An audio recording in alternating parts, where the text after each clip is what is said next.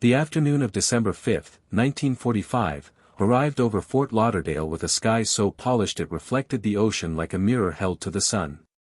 5 torpedo bombers lifted off in perfect formation, engines roaring in practiced harmony, bound for a routine navigation exercise over the Atlantic. The plan was simple: fly east, drop practice bombs on shallow shoals, turn north, then west again to home base before dusk. 14 aviators filled the cockpits, experienced hands guiding eager students through a triangle of airspace that had never before betrayed anyone. Yet within hours, the entire formation would vanish without a trace, leaving behind only a trail of radio static and a mystery that still gnaws at the edges of rational explanation. The first hour passed without incident. The flight tracked eastward over a sea so calm it looked solid enough to walk across. Radio checks were crisp, routine, almost bored. Then, without warning, the transmissions shifted.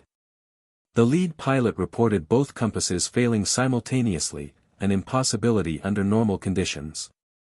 The ocean below, previously a familiar expanse of blue, now appeared strange, its color drained to a milky white. Landmarks refused to appear where charts insisted they should. The sun hung in the wrong quarter of the sky, its light diffused through an unnatural haze that turned the horizon into a smeared watercolor. Controllers on the ground pleaded for bearings, for any recognizable reference point. The responses grew fragmented, voices overlapping in confusion. The flight was no longer over the Florida Keys, nor anywhere else that made sense on a map. The water beneath the wings had taken on an eerie luminescence, as if lit from below by something vast and unseen. The air itself seemed to thicken, pressing against the aircraft with a weight that defied physics. Fuel gauges began to lie, dropping faster than physics allowed, then freezing, then climbing again. The formation held, but the pilots were no longer navigating by instruments, they were flying blind through a sky that had forgotten its own rules. By late afternoon, the signal weakened to a whisper. The final coherent message described entering a wall of white water, a phenomenon unknown to meteorology or oceanography. After that, only bursts of static, interspersed with sounds that defied analysis, a low humming like a power line, a metallic scraping as if something enormous dragged across the fuselages, and once, a single, childlike laugh that chilled every listener in the control tower. Then nothing. The frequency went dead, and the sky swallowed the sound. Rescue aircraft launched immediately, scouring the projected flight path under darkening skies. One search plane, a large flying boat carrying 13 crew, disappeared within minutes of entering the same airspace. No distress call, no debris, no oil slick. A merchant vessel far outside the search grid reported a brief fireball blooming on the horizon, followed by absolute darkness. The official investigation spanned months, produced hundreds of pages, and concluded with a shrug, cause unknown. Theories multiplied: disorientation, magnetic anomalies, fuel exhaustion, but none explained the total absence of wreckage in waters shallow enough for a child to wade. Years later, anomalies persisted.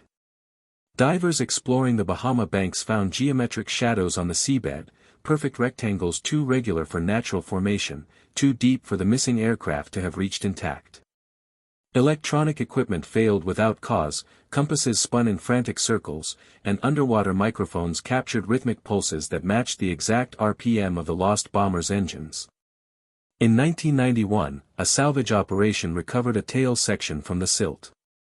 The metal was unmarked by decades of corrosion, the paint still glossy, the bureau number crisp. Inside the cockpit, condensation fogged the glass from within.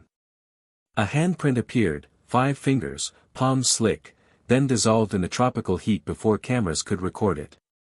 The artifact vanished from a secured locker that night, leaving only a circle of frost on the concrete floor.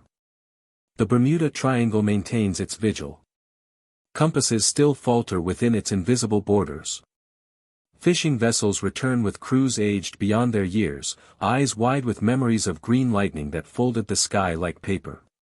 And every December 5th, at the exact minute the flight departed, air traffic controllers along the coast pick up faint signals on obsolete frequencies, engine noise, wind rush, and a calm voice reciting headings that lead nowhere.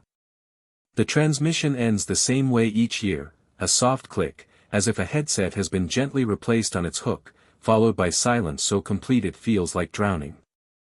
The ocean does not forget.